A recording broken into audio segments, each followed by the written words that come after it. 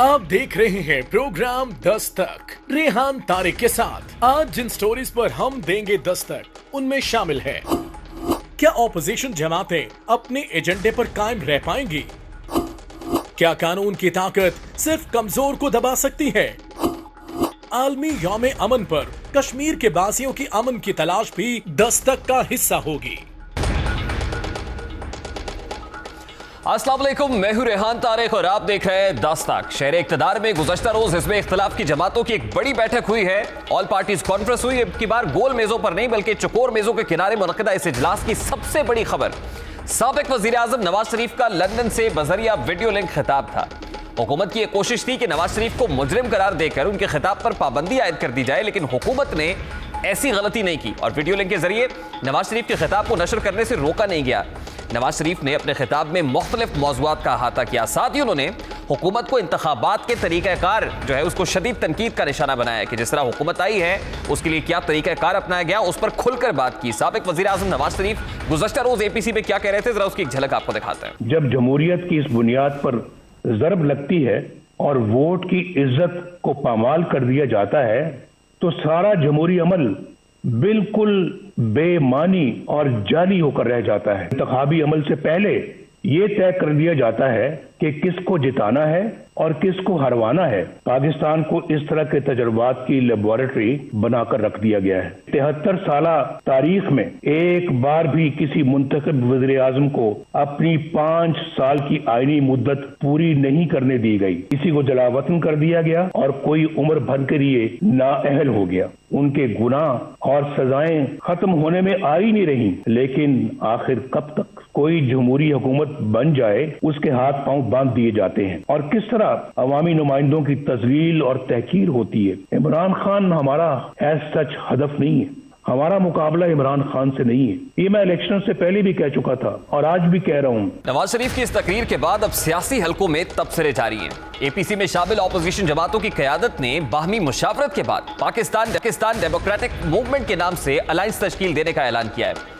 इस एलामिये के मुताबिक ऑपोजिशन जमातों ने ऐलान किया है कि वो पार्लियामान से कोई ताउन नहीं करेंगे। मुत्तहिदा ऑपोजिशन मुल्क गिर एहतजाजी तहरीक का ऐलान कर रही है।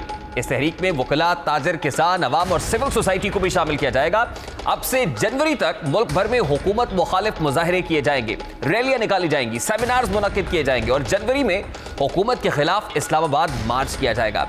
ऑपोजिशन जमातों ने जनवरी में इस्लामाबाद का ऐलान कर दिया है। इस हवाले से दीगर ऑपोजिशन रहनुमा क्या कह रहे थे, जरा उसकी एक झलक भी देख लीजिए। ऑल पार्टीज कॉन्फ्रेंस सेलेक्टेड वज़ीर आज़म इमरान अहमद नियाजी के फौरी इस्तीफे का मुतालबा कर मुत्तहिदा हिज़्ब इख्तिलाफ पार्लियामान के अंदर और बाहर तमाम जमहूरी, सियासी और आईनी ऑप्शंस इस्तेमाल करेगी, जिसमें अदम एतमाद की तहरीक और मुनासिब वक्त पर असम्बलियों से इज्तिमाई इस्तीफों का ऑप्शन शामिल है। जहाँ तक पार्लियामान है या अदम एतमाद है या पार्लियामान में क्या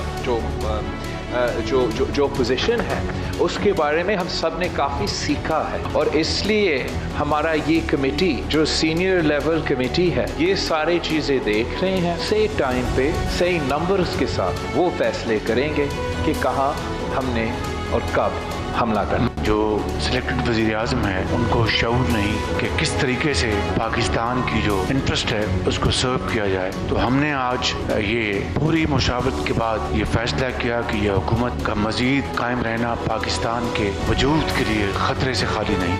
इस वक्त हुकूमत के पास सितंबर के 10 दिन रह गए हैं और सारी कौम की नजरें ऑपोजिशन की तहरीक पर लगी हुई हैं। मुल्क की तमाम हुकूमत मुखालिफ जमातें एक होकर हुकूमत को किस तरह दबाव में लाती हैं कि वज़ीर आज़म मुस्ताफ़ी होने और मुल्क में इंतखाबात कराने का ऐलान करें, लेकिन बज़ाहिर फिल वक्त ऐसा कुछ होता हुआ दिखाई नहीं दे रहा है। माजी में वज़ीर आज़म इमरान खान ने नवाज शरीफ को भी इसी तरह दबाव में लाने की कोशिश की थी, एक मोमेंटम बिल्डअप किया था। तहरीक इंसाफ ने पार्लियामान के सामने तवील धरना दिया और इस धरने के नताइज सबके सामने रहे। ऑपोजिशन की APC से ऐसा ही लग रहा है कि अब ऑपोजिशन जमातें मौजूदा हुकूमत को मजीद तस्लीम करने के लिए तैयार नहीं है। लेकिन सवाल पैदा होता है कि क्या ऑपोजिशन जमातें वाकई अपनी तहरीक को कामयाब कर पाएंगी? इसके लिए जरा हम आपको माजी में लिए चलते हैं। माजी की हिज़्ब मुखालिफत की तहरीक दिखाते हैं। पाकिस्तान में सबसे पहला ऑपोजिशन जमातों का इत्तेहाद फातिमा जिन्ना ने जनरल अयूब के खिलाफ बनाया था ऑपोजिशन जमातों ने 1962 में नेशनल डेमोक्रेटिक फ्रंट, 1964 में कंबाइंड ऑपोजिशन पार्टीज यानी मुत्तहिदा हिज़्ब इख्तिलाफ, इसी तरह 1967 में डेमोक्रेटिक एक्शन कमेटी जमहूरी मजलिस अमल और 1969 में यूनाइटेड डेमोक्रेटिक फ्रंट का कयाम तारीख का हिस्सा बना। इसी तरह 1973 में मुत्तहिदा जमहूरी महाज के कयाम से मुल्क की तारीख का रुख मोड़ कर रख दिया गया। उस वक्त की हिज़्ब इख्तिलाफ की जमातों में मुत्तहिदा जमहूरी महाज में जो जमातें शामिल थी उनमें नवाबजादा नसरुल्लाह खान की पाकिस्तान जमहूरी पार्टी, पीर साहब पगारा मरहूम की पाकिस्तान मुस्लिम लीग और इसी तरह मौलाना शाह अहमद नूरानी की जमीयत उलमाए पाकिस्तान, मौलाना मुफ्ती महमूद की जमीयत उलमाए इस्लाम और नेशनल अवामी पार्टी शामिल थी। इन जमातों के अनगिनत मुक़्तदिर रहनुमाओं और कारकुनान में से किसी एक पर मुल्की वसाइल की लूट खसूट या किसी किस्म की करप्शन का कोई इल्जाम नहीं था। ऑपोजिशन इत्तेहाद के मकासद में बलोचिस्तान से फौजी कार्रवाई का खात्मा और पंजाब में दफा 144 के नफाज को खत्म कराना था। मुत्तहिदा जमहूरी महाज के सफ़े अव्वल के कायदीन समेत मुल्क भर में हजारों कारकुन गिरफ्तार हुए। शहीद जुल्फ़िकार अली भुट्टो की पीपल्स पार्टी के अव्वलीन दौरे इक़्तिदार में 1977 के आम इंतखाबात के मौके पर ऑपोजिशन जमातों के इत्तेहाद ने मुल्क भर में हलचल मचा दी थी। कौमी इत्तेहाद के नाम से कायम इस इत्तेहाद में मुल्क भर की जो मुक़्तदिर और बकौल आम सियासी जमातें शामिल हुई उनमें पाकिस्तान मुस्लिम लीग, नेशनल डेमोक्रेटिक पार्टी थी, तहरीक इस्तक़लाल थी, जमीयत उलमाए पाकिस्तान, इसी तरह जमीयत उलमाए इस्लाम, पाकिस्तान जमहूरी पार्टी, जमात इस्लामी, पाकिस्तान खाकसार तहरीक और ऑल जम्मू कश्मीर मुस्लिम कॉन्फ्रेंस शामिल हुई थी। 1981 में इसी तरह ज़ियाउल हक के खिलाफ बनाए गए इत्तेहाद को movement for the restoration of democracy यानी MRD मारूफ तहरीक थी। यानी तहरीक बहाली जमहूरियत का नाम भी इसको दिया गया था। अपने क़याम के पहले 2 सालों में MRD मुतफर्रिक मसाइल का शिकार रही और कोशिश के बावजूद किसी मरबूत हिकमत अमली के तहत तहरीक को आगे बढ़ाने में कोई खातिर खा कामयाबी नसीब नहीं हुई। इसकी वजह भी ऑपोजिशन जमातों के दरमियान इत्तफाक राय का ना होना था। जब 1999 में नवाज शरीफ हुकूमत खत्म करके मुशर्रफ ने इमरजेंसी नाफिज की तो नवाबजादा नसरुल्लाह की सरबराही में एक बार फिर हिज़्ब इख्तिलाफ की जमातों ने इत्तेहाद बराए बहाली जमहूरियत के नाम से इत्तेहाद किया, जिसमें बेनज़ीर भुट्टो और मियां नवाज शरीफ भी शामिल हुए। इस प्लेटफॉर्म से भी कई ऑल पार्टीज कॉन्फ्रेंसेस हुई जिसका एजेंडा बहाली जमहूरियत और एस्टैब्लिशमेंट की सियासत में मुदाखलत को रोकना था। इसी हवाले से मुल्क की 2 बड़ी सियासी जमातों पाकिस्तान पीपल्स पार्टी और मुस्लिम लीग नून में मिसाके जमहूरियत यानी चार्टर ऑफ डेमोक्रेसी का मुआहिदा भी तय पाया था, जिसमें एस्टैब्लिशमेंट के सियासी किरदार में कमी और जमहूरियत की मजबूती जैसी शराइत रखी गई थी। मई 2006 में शहीद बेनज़ीर भुट्टो और नवाज शरीफ ने जिस मिसाके जमहूरियत पर दस्तखत किए थे, लंदन में जो चार्टर ऑफ डेमोक्रेसी साइन हुआ था, जिस दस्तावेज को 1973 के आइन के बाद मुकद्दस तरीन करार दिया गया, आसिफ जरदारी ने मिसाके जमहूरियत पर अमल दरामद करते हुए 18वीं आईनी तरमीम के जरिए न सिर्फ नवाज शरीफ की तीसरी बार वजीर आजम बनने पर आयद पाबंदी को खत्म करा दिया, बल्कि कौमी असम्बली को तहलील करने जैसे सदर ममलिकत के इख्तियारात भी खत्म कराए। मगर मखसूस मकासद के हुसूल के बाद नवाज शरीफ और मुस्लिम लीग नून के लिए ऑपोजिशन में 5 साल पूरे करना मुश्किल होता गया और वो पहले कैरी लोगर बिल और बाद में मेमो गेट में मुंतखब जमहूरी वजीर आजम यूसुफ रजा गिलानी की हुकूमत के खिलाफ सुप्रीम कोर्ट में जा खड़े हुए। अगरचे तवील तरीन धरने में पीपल्स पार्टी मुस्लिम लीग नून के साथ खड़ी रही, लेकिन बाद में नून लीग की जानिब से मुख्तलिफ इक़दामात के बाद पीपल्स पार्टी उनसे दूर होती चली गई। यानी वो मिसाके जमहूरियत के बंधन में जब बंध गई थी तो उसके बाद एक खलीज आती गई, एक डिस्टेंस बढ़ता गया। अब एक बार फिर हालात ने दोनों सियासी जमातों को एक पेज पर ला खड़ा किया है, लेकिन इस इत्तेहाद में इब्तदाई से मसाइल की निशानदेही भी की जा रही है। ऑपोजिशन की APC के बाद वजीर आजम ने आज हुकूमती तर्जुमानों का इजलास बुलाया। दूसरी तरफ क्या हो रहा है? ऑपोजिशन के इल्जामात का जवाब देने का फैसला किया गया है। वजीर आजम ने गुफ्तगू करते हुए कहा है कि बैरून मुल्क एक पूरी लॉबी पाक फौज के खिलाफ सरगर्म अमल है। भारत पाकिस्तानी इदारों पर और मुल्क में अदम इस्तेहकाम समेत जनरल असम्बली इजलास से कबल दुनिया की तवज्जो कश्मीर से हटाना चाहता है, डाइवर्ट करना चाहता है, डिस्ट्रैक्ट करना चाहता है। अक़वाम मुत्तहिदा इजलास से पहले पाक फौज को बदनाम करना भारतीय साजिश का हिस्सा है। नून लीग ने भी एक बार फिर भारतीय एजेंडे को फरोग दिया है। इजलास के बाद ऑपोजिशन जमातों के लाएबल पर हुकूमती वज़रा की जानिब से एक तवील तरीन प्रेस कॉन्फ्रेंस की गई है, जिसमें 2 नहीं 3 नहीं बल्कि 4 वज़रा शरीक थे और वो क्या कह रहे थे, इस APC को कैसे काउंटर किया जा रहा था, उसकी एक झलक भी आपको दिखाते हैं। नवाज शरीफ साहब ने इलेक्शन को धांधलीज़दा इलेक्शन बनाने का एक कोशिश की। उनको शायद इस बात की आदत नहीं है कि फ्री एंड फेयर इलेक्शंस हो। सबसे ज्यादा शादियाने कहां बज रही हैं? आपके पड़ोस में। क्यों? कि हर उस इदारे को निशाना बनाया गया जिस इदारे से वो खाइफ हैं। भारत ये कह रहा है कि नवाज शरीफ की सियासी वापसी हो गई, और वो कैसे वापसी हो गई कि उसने पाकिस्तान की फौज के ऊपर हमला कर दिया। अगर इदारा उनके मुकम्मल काबू में नहीं है तो मियां साहब की जंग है उस इदारे के साथ। कल जो अबू बचाओ कॉन्फ्रेंस खत्म हुई उसका जो बुनियादी नुक्ता था वो ये था कि देखें, अगर तो जुडिशरी और फौज हमारे साथ हैं तो इनसे अच्छा कोई इदारा ही नहीं है। अगर फौज और जुडिशरी हमारे साथ खड़े नहीं होते तो वो बहुत खराब है। ऑपोजिशन जमातों ने इस्लामाबाद मार्च की तैयारी के लिए 3 माह का वक्त लिया है। इसी मामले पर बात करेंगे। इस वक्त पाकिस्तान मुस्लिम लीग नून के सेक्रेटरी जनरल मरकजी रहनुमा एहसन इकबाल साहब हमारे साथ मौजूद हैं। बहुत बहुत शुक्रिया एहसन इकबाल साहब आपके वक्त के लिए। सबसे पहले तो बड़ा सादा सा सवाल है सर, ऑपोजिशन का हालिया इत्तेहाद माजी के इत्तेहादों से किस तरह मुख्तलिफ है सर? देखिए, पहली बात तो यह है कि इस इत्तेहाद के अंदर तकरीबन तमाम वो जमातें कि जो पाकिस्तान में वफाकी जमहूरी निज़ाम पर और आइन की बालादस्ती पर यकीन रखती हैं वो शरीक हैं। और इनके दरमियान जो मिनिमम कॉमन एजेंडा है वो ये नहीं है कि हमने इक़्तिदार हासिल करना है, बल्कि यह है कि जो 72 साल से पाकिस्तान में निज़ाम चल रहा है, अब इसको छोड़कर हम पाकिस्तान को कोई ऐसी बुनियाद दें जो इसे मुस्तकिल तौर पर आइनी हुक्मरानी के रास्ते पे डाले। ये कितनी देर तक खेल चलेगा जो हम 72 साल से देख रहे हैं कि हुकूमतों को अंदर से गिराया जाता है, चलने नहीं दिया जाता, इसके बाद फिर जो पार्लियामेंट है उसे बेवकूफ़ कर दिया जाता है। तो इस वक्त अब सबका फ़र्ज़ है कि हम सब मिलकर जो आइन ने दायरे कार तय किया है उसके अंदर तमाम इदारे अपना अपना काम करें, एक हम आहंगी मुल्क के अंदर पैदा की जाए ताकि मुल्क मुआशी तौर पर आगे बढ़े। जिस मुल्क का सियासी इस्तेहकाम नहीं होता, जिस मुल्क के अंदर उसकी सियासत इंतशार में रहती है, वहाँ पे कभी मईशत भी काम नहीं कर सकती।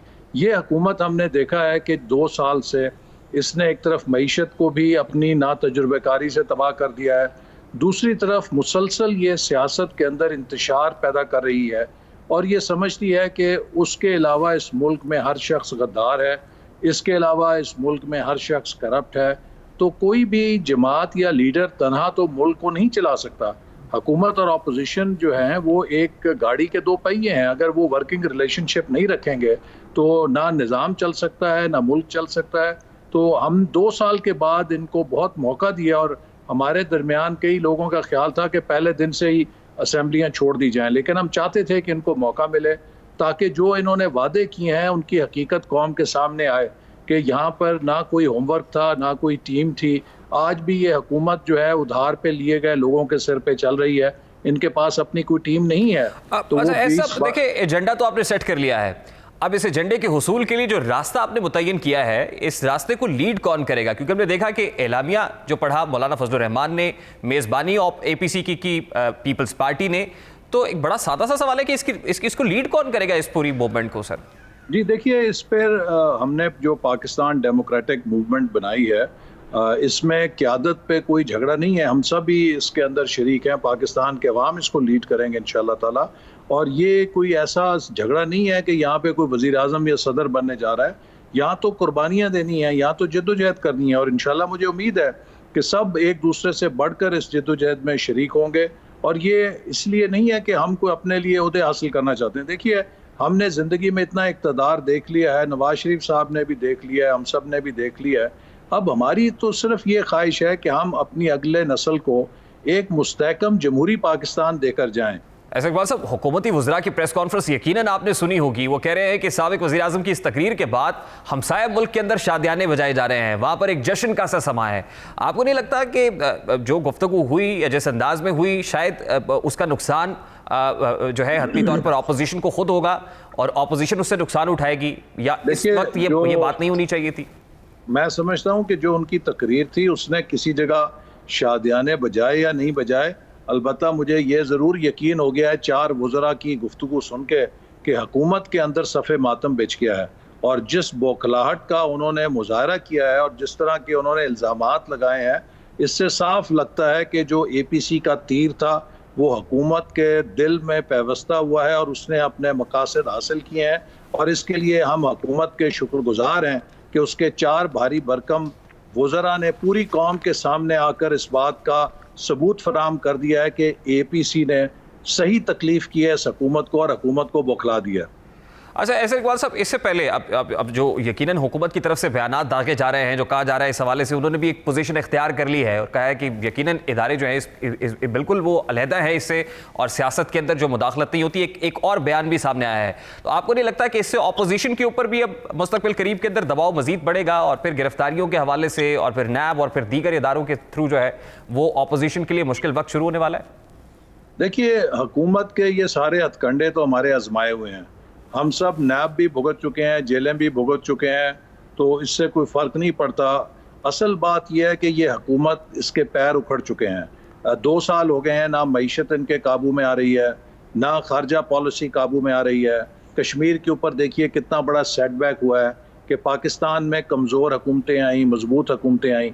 कभी भारत को ये जुर्रत नहीं हुई थी कि वो कश्मीर की मुतनाज़ा हैसियत को ख़त्म कर दे।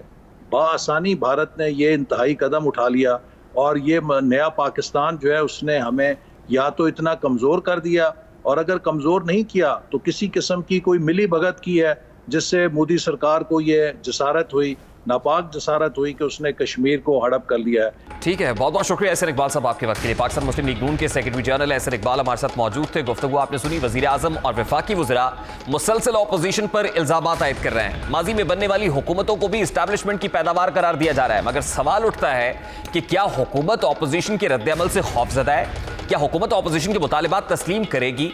हुकूमत की जानिब से अपोजिशन पर इल्ज़ामात के मकासद क्या हैं? क्या इस वक्त हुकूमत भी अंडर प्रेशर है?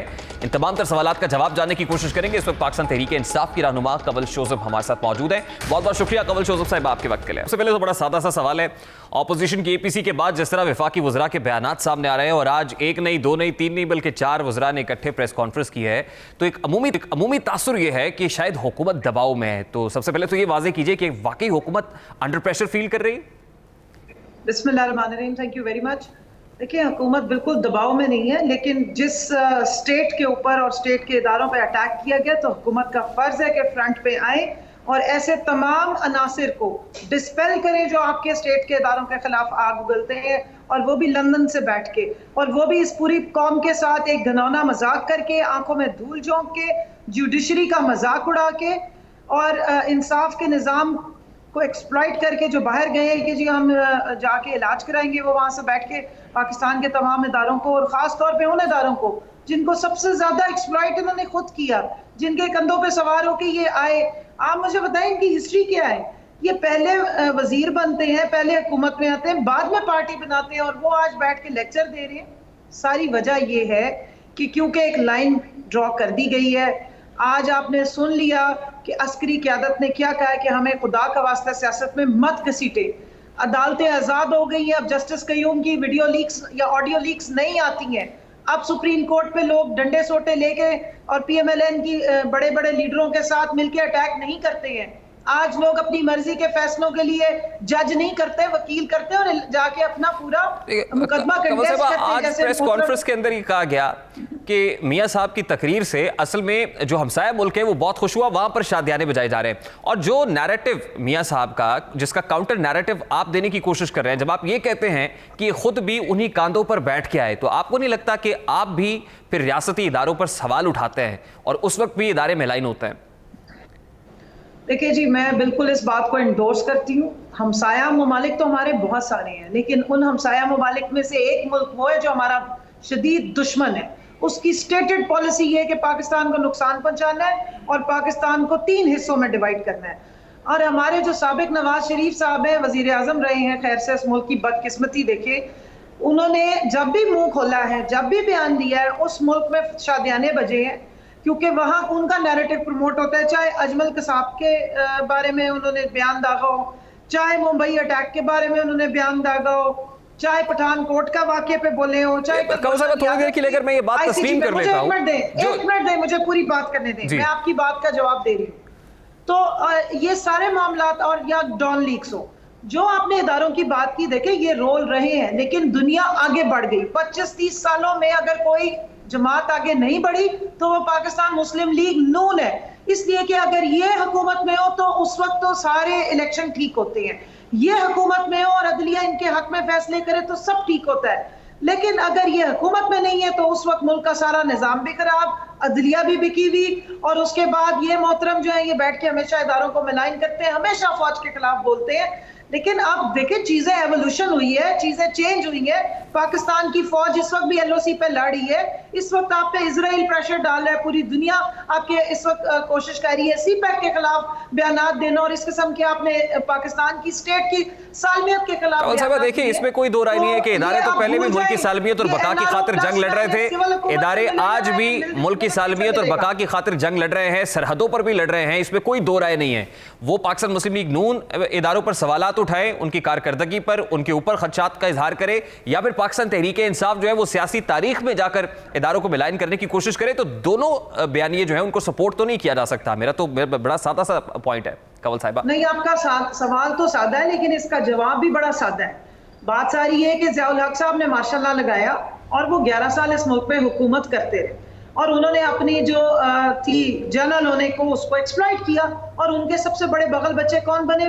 मोहतरम नवाज शरीफ साहब, और उसके बाद उन्होंने अपनी पूरी जो है वो जमात खड़ी कर। देखिए मेरा पॉइंट ये है कि ये ना कहिए ना, जब आप इसमें जाएंगे इस तरह की स्टेलमेट शुरू हो जाएगा और फिर उससे यकीनन इदारे जो है वो मिलाइन होंगे या इदारों के ऊपर सवालात उठाए जाएंगे। बात सुन लें, मुशर्रफ साहब आए, उसके बाद ये दोनों जो डेमोक्रेटिक लीडर बहुत बड़े बनते हैं, ये चले गए उनके पास NRO लेने। इन्होंने मिसाके जो जमहूरियत साइन किया, उसके बाद मोहतरमा सबसे पहले गई थी उनसे जाके NRO करने के लिए। अब देखें उस इदारे ने, पाक फौज ने ये डिसाइड कर लिया कि वो किसी उसमें रोल में नहीं आएंगे। ये बड़ी दफा उनको पहले कॉल करते, एक हफ्ता पहले तक, 4 दिन पहले तक तो इनकी सारी जमातें जाके क़यादत से मिल रही हैं। इनकी ट्वीट्स उठा लें, एहसन इकबाल साहब की ट्वीट्स उठा लें, वो कह रहे हैं कि जी इदारों का तो कोई काम ही नहीं, हमारी तो सारी दुश्मनी है ही इमरान खान से। कल ऐसा क्या तकलीफ हो गई? ये किसका एजेंडा था? ये किसने इनकी नैरेटिव फीडिंग की थी कि उन्होंने पाकिस्तान के इदारों के खिलाफ वो बात की जो आपका सबसे बदतर दुश्मन इंडिया ये बात करता है। स्टेटेड पॉलिसी है उनकी, पूरी कैंपेन आप देख लें उठा के सोशल मीडिया पे, अगर चलती है इंडिया की तरफ से तो वो सिर्फ और सिर्फ आपकी पाक फौज के ऊपर चलती है। तो अच्छा कंवल जोसेफ साहिबा, साबिक वजीर आजम नवाज शरीफ को अदालत ने इश्तिहारी करार दिया, वो मफरूर है, वो लंदन में मौजूद हैं, इलाज के लिए गए थे, जो वक्त दिया गया था उस वक्त के अंदर वापस नहीं आए हैं। अब जब वो नहीं आ रहे हैं तो ये बताइए कि हुकूमत ने अब तक उनकी वापसी के लिए क्या इकदाम किए? देखिए जी, जो अदालत की इंस्ट्रक्शंस हैं उसके मुताबिक काम चल रहा है। अब जो लॉज इन्होंने नहीं बनाए क्योंकि इनको चाहिए होता था एस्केप अपने लिए रास्ते खुले रखने का, मनी लॉन्ड्रिंग के लिए रास्ते खुले रखे, पाकिस्तान को मनी लॉन्ड्रिंग के लिए बेनामी अकाउंट्स की जन्नत बना दिया। इसी तरह यहाँ से असाइलम लेने के लिए इन्होंने किया।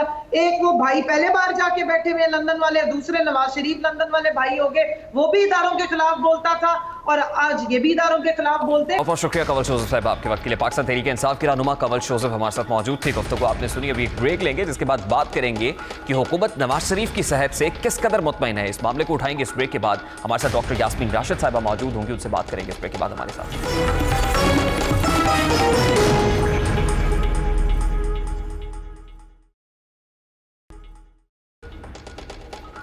Welcome back. मुस्लिम लीग नून के कायद नवाज शरीफ की तकरीर से ऐसा लगता है कि नवाज शरीफ अब हुकूमत के खिलाफ खुलकर खेलने के लिए तैयार है और उन्होंने तमाम अपोजिशन जमातों को यकीन भी दिलाया है कि जो भी तहरीक शुरू की जाती है उनकी जमात भरपूर साथ देगी। नवाज शरीफ के इलाज के लिए बाहर जाते वक्त ये कयास आराइयां की जा रही थी कि पसे पर्दा नवाज लीग के मामला ठीक होने लगे हैं और शहबाज शरीफ नवाज शरीफ को लचक दिखाने के लिए राजी कर लेंगे। नवाज शरीफ की लंदन रवानगी के बाद से ही मुसलसल उनकी तस्वीर सामने आना शुरू हो गई, मुख्तलिफ सवालात उठाए जाने लगे, हर तस्वीर के बाद एक नई बहस छिड़ जाती। लेकिन अब साबिक वजीर आजम नवाज शरीफ ने सोशल मीडिया का सहारा ले लिया है। वो ट्विटर के जरिए अपने जज्बात का इजहार करते हैं।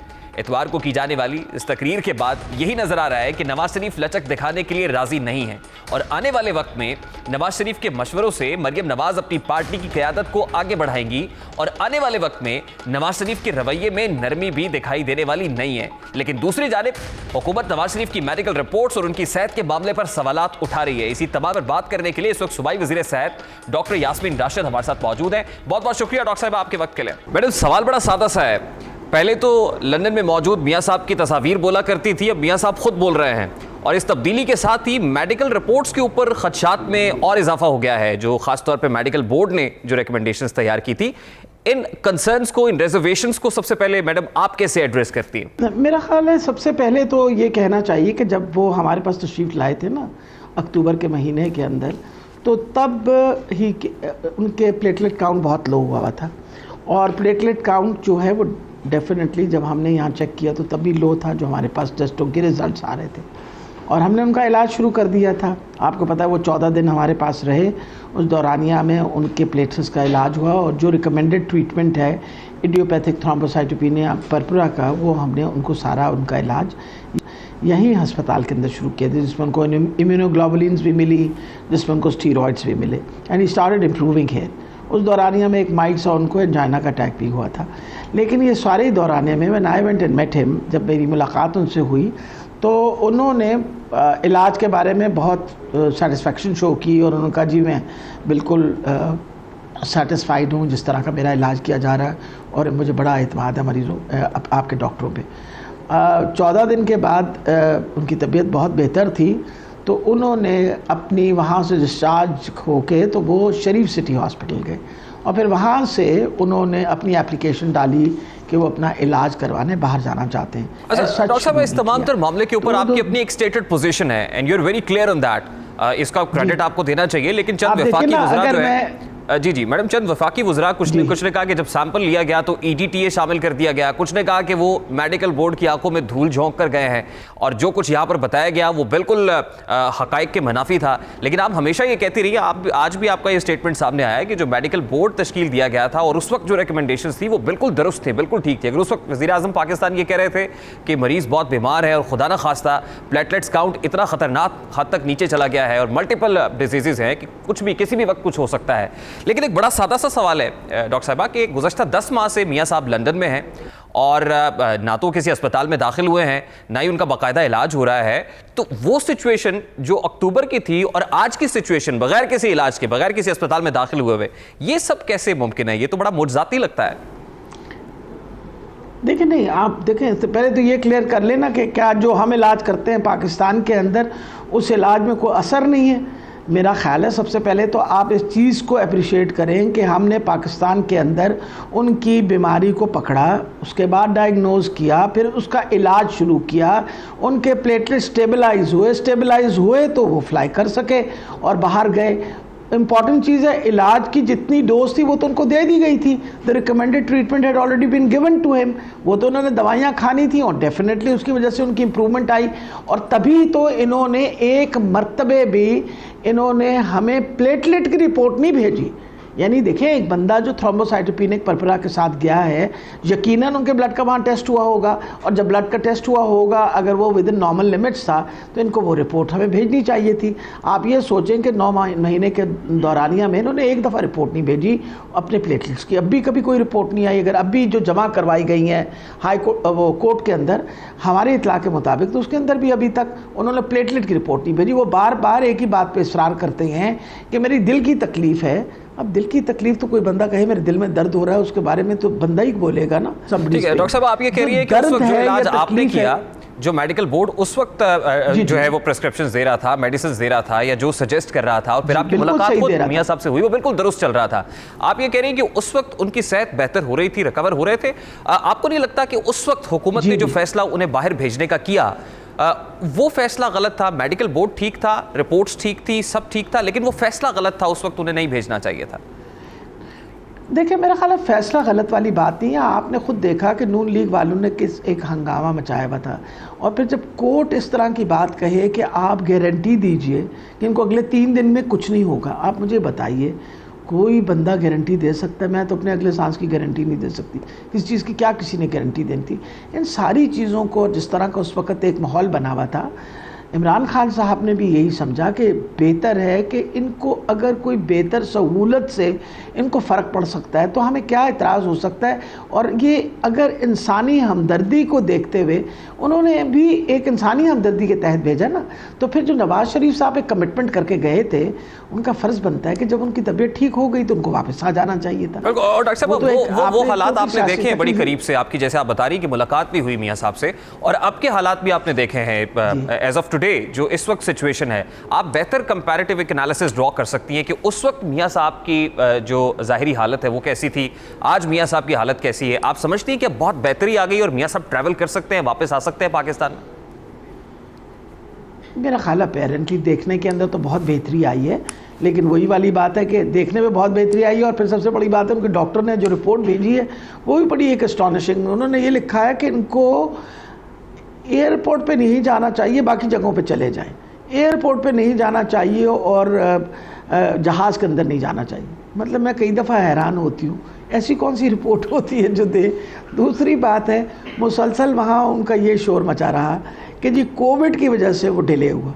तो मैं आपको ये बताती चली जाऊँ कि इंग्लैंड के अंदर तो लॉकडाउन जो था वो फरवरी मार्च अप्रैल में नहीं हुआ था और वहाँ इमरजेंसी ऑपरेशंस तो हमेशा के लिए देर, और मैंने आपको बताया कि फरवरी में इनका शेड्यूल था। अब उन्होंने ये बहाना किया हुआ है कि वहाँ कोविड है। आप ये जो ऑपोजिशन का इत्तेहाद बन रहा है इसको कैसे देखती हैं? हुकूमत के लिए कितना खतरनाक है और क्या हुकूमत इस इत्तेहाद के बाद भी अंडर प्रेशर है? देखिए, मेरा तो नहीं ख्याल कि हमें किसी तरीके से भी इनके अंडर प्रेशर आना चाहिए। जो चूं चूं का मुरब्बा इकट्ठा हुआ है और ये मौलाना फजलुर रहमान साहब, और ये आपका क्या ख्याल है इनको पाकिस्तान के लोगों के बारे में वाकई फ़िक्र है?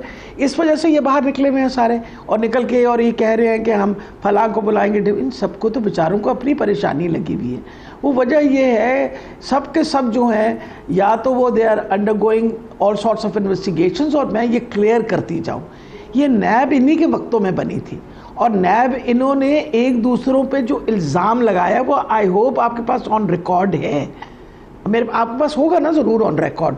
वो जो नवाज़ शरीफ साहब ने बोला, फिर शहबाज शरीफ साहब ने कहा मैं नशदरदारी को घसीटूंगा, पेट में से निकालूंगा, वगैरह वगैरह। आपको I hope you remember them. जी जी बिल्कुल। ये नैब जो था उस ज़माने भी याद है ना आपको। तो मकसद ये या तो ये उस वक्त गलत बयानी कर रहे थे या सब सारे झूठ बोल रहे थे, या अब कोई बात नई आ गई है जिसके अंदर इनको अचानक पता चला कि नहीं वो जो बातें उस वक्त हुई थी वो हमने गलत की। आज अब हमें पता चल गया कि जरदारी साहब भी बहुत साफ़ सुथरे हैं और जरदारी साहब का ख्याल है कि नवाज़ शरीफ साहब भी बहुत साफ़ सुथरे। आपको क्या लगता है किसी आम आदमी के लिए, अगर मेरे जैसे बंदा who's a concern citizen of Pakistan, मेरा तो ख्याल है वो दोनों अपने आप को बचाने के पीछे पड़े हुए हैं और अपने सारे ख़ानदान को बचाने के पीछे पड़े हुए। ये मौरूसी सियासत वाले लोग जो होते हैं इनको अपने ख़ानदान की फ़िक्र होती है। आफ्टर ऑल मरियम बीबी ने अपने आप को कहा था ना, हम हुक्मरान ख़ानदान हैं। मतलब उनका ये ख्याल है कि वो सिर्फ पाकिस्तान में पैदा हुए हैं, पाकिस्तान पे हुक्मरानी की खातिर। अगर मियां साहब आते हैं तो क्या हुकूमत मियां साहब को गिरफ्तार करेगी, अस्पताल जाने देगी? देखिए, एक सबसे बड़ी बात है कि आप ये बताइए क्या नैब के कानून जो हैं वो क्या औरों पे लागू नहीं है? आपके सामने हमारे चीफ मिनिस्टर ने भी जाके खड़े होकर जवाब दिया है, हमारे मिनिस्टर्स भी गए हैं, क्योंकि किसी ने ये तो नहीं पहले कभी आपने पहले देखा था। और फिर सबसे बड़ी ये बात है, नवाज शरीफ साहब जब प्राइम मिनिस्टर थे पाकिस्तान के तो नाअहल हुए ना, हुकूमत ने तो नहीं नाअहल किया था। ठीक है, बहुत बहुत शुक्रिया डॉक्टर साहब आपके वक्त के लिए। सूबाई वज़ीर सेहत डॉक्टर यास्मीन राशिद हमारे साथ मौजूद थी, उनकी गुफ्तगू आपने सुनी। यहाँ एक ब्रेक लेंगे जिसके बाद तज़किरा करेंगे कि ताकतवर मुल्ज़िम किसकी मदद से फरार होते हैं। इस मामले को उठाएंगे इस ब्रेक के बाद हमारे साथ।